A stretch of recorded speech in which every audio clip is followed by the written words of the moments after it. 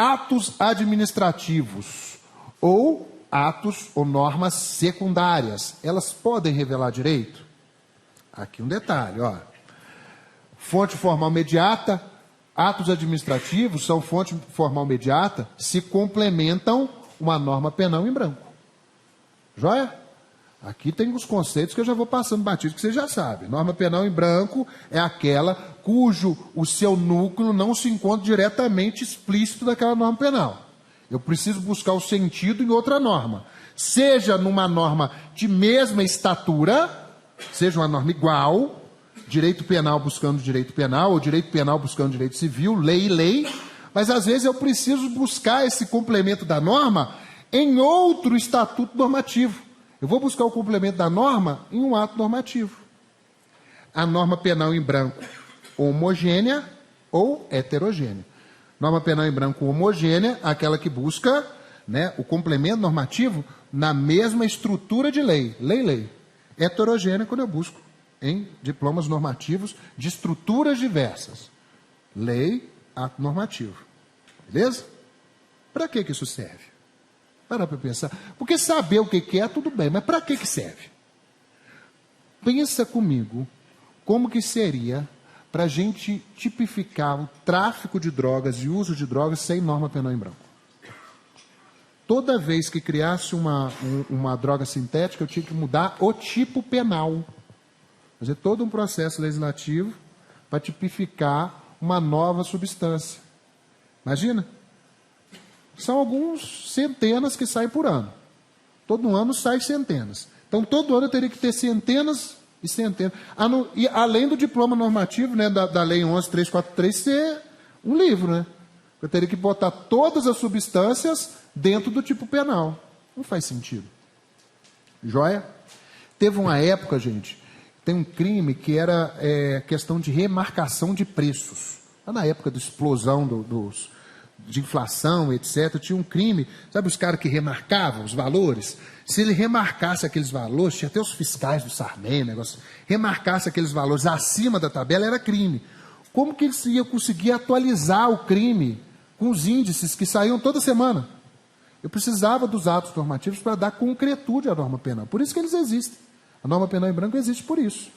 Então, os atos normativos, eles são fonte imediata quando complementam a norma penal em branco.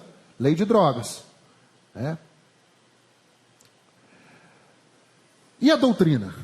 Primeiro, o que é doutrina? Tu não é um professor. Está do seu lado ali, só que vê, ele está fisicamente falando igual um papagaio, igual eu, ele escreve um livro que você consulta. E é para isso que vocês vão usar a doutrina, tá, gente?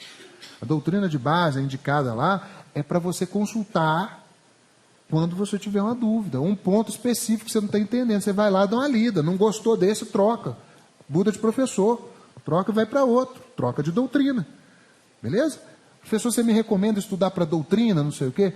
Pega a base, faz seu material aqui, nos pontos específicos, você consulta a doutrina, o que for relevante, eu falo para vocês lerem lá. Beleza? Joinha? Mas a doutrina, ela não tem caráter obrigatório. E é óbvio que não tem, né, gente? Quantidade de juiz, de promotor, de delegado, que ao arrepio da doutrina faz um monte de besteira, não está no gibi. Então ela não é fonte, tá bom? Costumes. Regra de conduta criada espontânea. É engraçado, eu trago os conceitos ali, porque eu chego para alguém e falo assim, o que é um costume? Aquele negócio que a gente faz sempre. Não é, pô. Se você fala lá, disserte sobre costumes, uma questão dissertativa, disserte sobre a aplicação dos costumes como fonte de direito penal. Pô, se você não souber o conceito, ou uma ideia de como você expressa em palavras, regra de conduta criada espontaneamente pela consciência comum do povo, que observa por modo constante e uniforme, elemento objetivo, e sob convicção de corresponder à necessidade jurídica, elemento subjetivo. Então, o costume é algo que todo mundo segue, via de regra, de forma constante, de forma uniforme, e que todo mundo entende que aquilo é relevante para o direito. A gente tem costumes que não são relevantes, né? Alguém chega para você, bom também. Passa lá em casa, nunca você vai passar. Passa lá em casa, tomar um café, né? Nunca vai acontecer. Então são costumes que não são ligados ao direito. Agora existem costumes que são ligados ao direito. A esse sim, a gente tem que utilizar. Tem alguns costumes que pensam que são ligados ao direito. E não são. Tem um que eu adoro. Quem advoga? Mais alguém? Advoga? Criminal? Criminal não? Mas eu tenho certeza absoluta que começa assim: excelentíssimo senhor juiz da área civil, não é? Mas no excelentíssimo não é o senhor juiz, é o juízo. E o juízo também não pode ter um pronome. Então no CPC está ao juiz e todo mundo faz a petição, excelentíssimo, né? E se o juiz recebe um ao juiz, se for dos antigos, melhor botar excelentíssimo, né? Vocês vão se deparar com isso. Quando foi criada a Lei 12.830, que é o Estatuto do Delegado, fala lá que o delegado terá o mesmo tratamento, né, que o juiz, o promotor e tal. Aí todo mundo fala assim, agora teve um até que fez essa besteira. Não aceito isso aqui se não me chamar de excelentíssimo. Excelentíssimo é uma casa do caramba, não tem nada a ver uma coisa com a outra. Não é o pronome de tratamento. Quando foi criada a lei, é o seguinte, é um critério de poder, tá? Analisando isso politicamente, mas falar o seguinte, olha, se o delegado vai lá ser ouvido, ele tem que passar na frente, porque ele tem outra coisa para ser ouvido. É isso que é o mesmo prestígio, entendeu? Como o advogado tem, como todos têm. Essa é a ideia do estatuto. Agora o ego de alguns, né, fica preocupado com pronomes. Alguns costumes não fazem sentido, outros fazem. Tá? Quando o costume faz sentido, ele pode ser um costume em razão da lei, ou secund legem, ou praeter legem, ou integrativo. O que eu quero dizer aqui? Ó?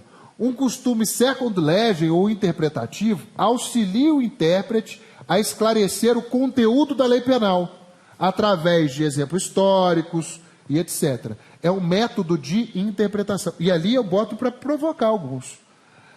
Há tempo, utilizava-se a expressão mulher honesta, inclusive em tipos penais. Tá? Rapto era esse. Tinha estatuto da mulher casada, etc. Como que a pessoa interpretava mulher honesta à época, além de ser uma expressão misógina, né, gente? Vamos ser sinceros, misógina e machista. Mas à época eu lançava a mão de costumes misóginos e fascistas para interpretar mulher honesta. Porque é assim, né? Nossa sociedade estruturalmente racista, machista e homofóbica. É do jogo. A gente vai ter que conhecer isso para a criminologia. E aqui pega muito isso, tá, gente? Pega muito. Porque a banca e a formação de direitos humanos de quem elabora a prova é muito assim. Agora, eu tenho costumes que são praeter legem, ou integrativos, que ajudam a suprimir lacunas interpretativas e por isso só podem ser utilizados no âmbito de normas penais não incriminadoras. Aqui eu vou dar um nó na cabeça de vocês, olha. Costumes podem ser ao mesmo tempo método de interpretação e método de integração. Ele é método de interpretação quando o costume me auxilia a compreender uma lei que eu não estou vendo.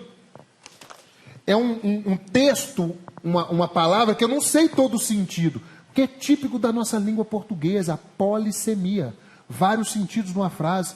E às vezes esse sentido na frase, esse sentido da norma, varia com o tempo.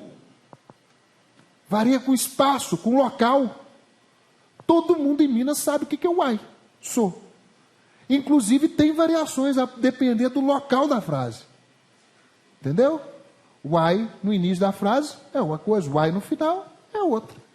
Mas a gente se entende, a gente se entende aqui. Né?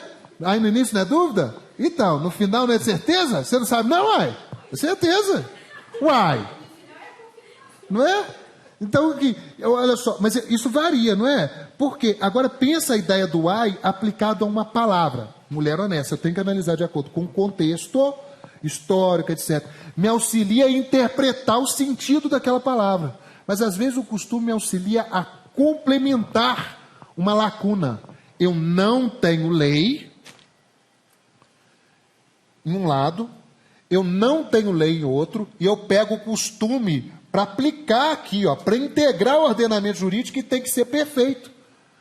Quando eu uso o costume como método integrativo, só em favor do réu. Beleza? Só para beneficiar o réu. E o costume contra lege ou negativo, também denominado desuso, é aquele que contraria a lei. Aí que as bancas perguntam. Porque é esse costume aí que vai falar, costume pode revogar ou derrogar a lei? Não pode, tá bom? Acerca da possibilidade do costume revogar a lei, existem 3 correntes. Eu me pauto na terceira, não existe costume abolicionista, enquanto não revogado por outra lei, a norma possui plena validade. Prevalece a terceira corrente, tá? STJ já reiterou isso várias vezes, etc. Agora, as outras 2 correntes vai falar que costume abolicionista posso usar o costume para abolir lei, em caso de infrações penais, nos casos em que a infração penal não mais contraria interesse da sociedade.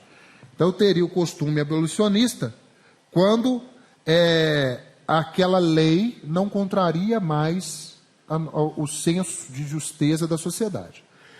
E eu tenho uma outra perspectiva que vai falar o seguinte, olha, eu não posso ter o costume abolicionista, mas quando o fato não mais contraria interesse social, a lei não deve ser aplicada. Gente, vou contar para vocês, na prática é isso aqui que acontece. Vamos dar exemplos, para ficar mais claro? O primeiro caso ia falar o seguinte, se o costume é abolicionista, aquela lei está revogada, não vale mais. Essa é a primeira corrente. Beleza? Exemplo, o jogo do bicho. O jogo do bicho. Todo mundo sabe onde tem. Todo mundo sabe o que é. Esse câncer. Para mim é o maior câncer. Todo mundo joga. Ninguém acha que aquilo é grave. E é grave pra caramba. A maior organização criminosa, o maior câncer que existe é aquela bosta. Mas está lá. Se eu entender o costume como abolicionista, a contravenção penal do 58 estaria fora. Se eu considerar o item 3, falando o seguinte, não existe o costume abolicionista, mas eu não aplico mais a lei. É isso que normalmente acontece.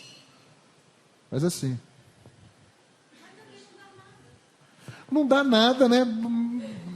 Não dá nada se pegar só na contravenção, né? Eu já quis muito fazer, mas eu tenho muito amor na minha vida, tem batalhas que a gente não entra para perder. Não. Aí eu passo assim, porque se eu for fazer concurso de contravenção penal com lavagem de dinheiro, organização criminal, no outro dia acordo comendo. Raiz pela boca, né? Porque é uma organização criminosa muito forte. Tá? Só o apontador, né? Agora, eu tenho a terceira corrente, que é o que a STF fala, que o costume não revoga a lei permanece em pleno vigor. Na prática, o que acontece? O 2. Quando alguém quiser, eu estou afim, hoje esse aqui vai sofrer. Eu aplico 3. Isso dá muita margem de poder para quem aplica a lei, né? Beleza? Eu não tenho aí uma uniformidade. Depende da vontade do cara. Por que, gente, que isso não chega a ser tão discutido fora do âmbito da doutrina? Irmão, tem tanto crime, a gente não dá conta nem do que tem. Hoje a gente vai dar conta disso aí, estamos lascados. Onde que o STJ onde que a gente teve manifestação? Teve manifestação quanto ao jogo do bicho, do STJ, e teve a súmula sobre o DVD pirata. Tá? Ambos afirmando que as condutas permaneciam típicas. Tanto o jogo do bicho, quanto ao DVD, ao CD pirata. Interpretação da lei penal. Nosso próximo tema. Gente, interpretação vocês vão utilizar aqui, utilizem constitucional, utilizem administrativo, todos eles vão tratar de interpretação. Inclusive foi uma das minhas questões na discursiva, na oral, sobre interpretação da norma penal. Que também é chamado lá no constitucional de hermenêutica. Alguém sabe por quê? Porque o deus Hermes era o que traduzia as mensagens dos mortais para os deuses e vice-versa. Então, quando eu falo de hermenêutica, é traduzir um conteúdo de uma norma, interpretar o conteúdo de uma norma. Quando eu interpreto algo, eu sempre vou interpretar com base em 3 focos: sujeito, modo e resultado. Sujeito, quem está interpretando; o modo é como eu estou interpretando; e o resultado, o que eu espero daquela interpretação. É isso. Vira um bicho de 7 cabeças. Mas é lógico, tá? Quem que interpreta? Olha, quem interpreta é o cara que criou a autêntica legislativa. O próprio legislador interpreta a norma dele. Ele mesmo explica o que ele quer dizer.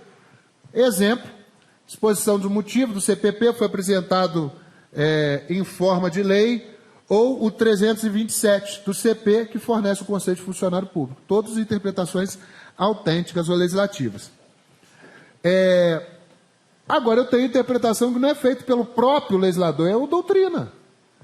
Interpretação doutrinária ou científica, feita por estudiosos.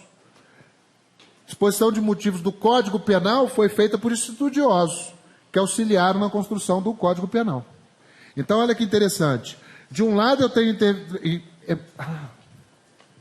Não queria deixar passar essa.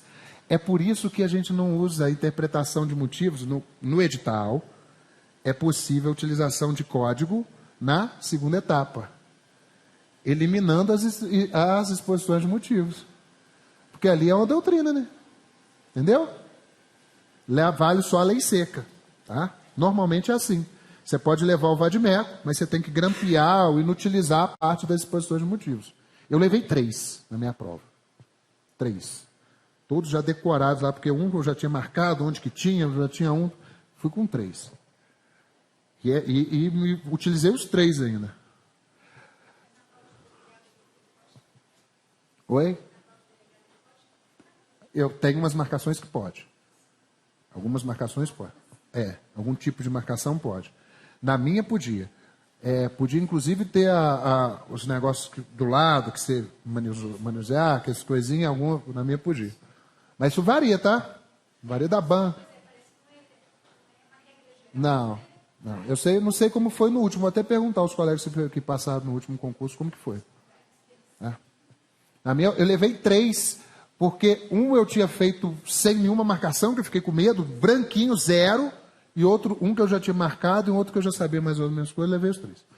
Bem, a interpretação doutrinária ou científica é feita dessa forma. E um outro detalhe que às vezes passa despercebido: a exposição de motivos do Código Penal não é interpretação autêntica. É pelos doutrinadores, porque não é lei. Agora, a exposição de motivos do CPP é lei. Então, é interpretação autêntica, tá? E a interpretação jurisprudencial feita pelos tribunais.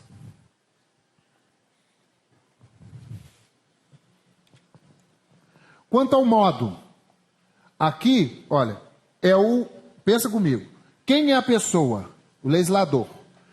A interpretação autêntica. Ele vai fazer com base de com qual forma? Qual é o método que ele vai usar? Qual é o modo? Pode ser gramatical, filológico ou literal, vai considerar o sentido literal das palavras. Sistemática, que eu vou interpretar o conjunto de normas como um sistema. Essa aqui que os doutrinadores fazem muito, tá? Essas duas. Sistemática, sistema. Tchau, filho. Até mais. Valeu. Sistemática, sistema. Teleológica, telos, de finalidade. Vai inquirir ou perquirir o fim da norma. Para que aquela norma existe? Qual foi a finalidade dela? Histórica, eu vou fazer uma verificação histórica de como que aquela norma, qual foi o contexto, por que ela surgiu em dado momento histórico. Progressiva ou evolutiva, interpreta-se de acordo com os avanços da ciência. Como que eu vou considerar essa palavra hoje? Como que eu considero ela depois? O avanço da ciência e da sociedade. Uma interpretação plausível, aí progressiva ou evolutiva, se dá na Resolução 217A3 da ONU, na DUDH, Declaração Universal dos Direitos Humanos, que vai falar que a família é a união entre homem e mulher. Só que a gente sabe que a família não é a união entre homem e mulher, entre homem e homem, mulher e mulher, entre só homem e só mulher. Então tem que interpretar progressivo ou evolutivamente também. E quanto ao resultado? Olha, eu posso declarar o que a lei está dizendo, ou seja, a lei, as palavras estão dizendo exatamente o que elas querem dizer. Eu posso restringir o âmbito de interpretação daquela norma. Aquela palavra disse mais do que devia, então eu diminuo. E eu posso estender aquela palavra. Essa palavra disse menos do que devia. Então eu tenho esses 3 resultados: declaratória, restritiva ou extensiva. Como eu vou gastar uns 10 minutinhos ou mais para explicar a extensiva principalmente, a gente para aqui, cenas dos próximos capítulos na próxima aula.